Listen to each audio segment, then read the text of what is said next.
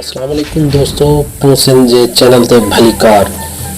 दोस्तों अज हिन वीडियो में असां के सिंध जे बेहतरीन कॉमेडियन आसिफ पहो उर्फ गामो, सोहराब सोमरो, अली गुल मला, हैदर कादरी, पखी, जाकिर शेख, असगर खोसो ऐं इन्हनि जा ॿिया जेके भी ॿ हमेली इन्हनि जे वीडियोज़ में नज़र ईंदा आहिनि उन्हनि जे बारे में अॼु कुझु ज़िक्र कंदासीं।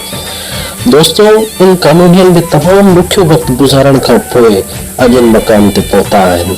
टीवी चैनल्स जूं नाइंसाफ़ियूं, स्टेज ड्रामनि जी घटिताई ऐं स्पॉन्सरशिप जो न हुजण इन्हनि फ़नकारनि खे गुरबत जा ॾींहं ॾेखारे चुका आहिनि। नाज़रीन, पर सोशल मीडिया जे इनकलाब खां पोइ इन फ़नकारनि पाण खे पाण वक़्त सां गॾु तब्दील कयो। नए दौर जी तकाज़ाउनि खे सम्झंदे मौजूदा सोशल मीडिया जे प्लेटफॉर्म ते पाण खे हमेशह नुमाया रखियो। इन सभु फ़नकारनि जी कामयाबी जो राज़ मुस्तक़िल मिज़ाजी ऐं लगातार जदोजहद आहे। इन फ़नकारनि जेका फील्ड खई उन ते इहे मुस्तक़िल मिज़ाजी सां जदोजहद कंदा रहिया ऐं कामयाबी जूं नयूं मंज़िलूं माणींदा रहिया। अॼु इहे सभु फ़नकार असांजी दिलनि ते राज कनि था।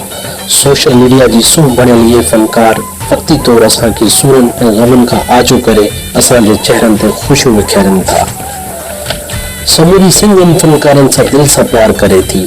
मां आख़िर में सिर्फ़ु ऐं सिर्फ़ु ॿ सलाहूं ॾींदुसि त इन्हनि जी वीडियोज़ में मौजूदु जेको मवाद आहे उन्हनि ते अगरि सिर्फ़ु जेको लख जी लानत ऐं कुझु इहो आहे, इहो थोरो अख़लाक़ जे दायरे खां थोरो मुंहिंजी पर्सनल राय आहे, इहो मूंखे अख़लाक़ जे दायरे खां थोरो हटल लॻे थो। जेकॾहिं मुंहिंजा सिंध जा फ़नकार अगरि इन शइ ते थोरी नज़रसानी कनि ऐं इन खे थोरो तब्दील करे अगरि अख़लाक़ जे दायरे में खणी अचनि त मां सम्झां थो इन्हनि सां वॾी असांखे बहितरी नज़र ईंदी।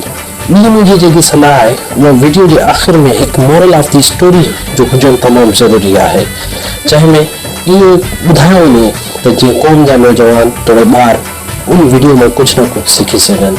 नाज़रीन, असांजो पेज सिंध जे चैनल खे तव्हां सब्सक्राइब कयो, लाइक कयो, शेयर कयो ऐं बेल आइकन खे दॿाइण न विसारींदा। तव्हां सभिनी दोस्तनि जी वॾी वॾी महिरबानी।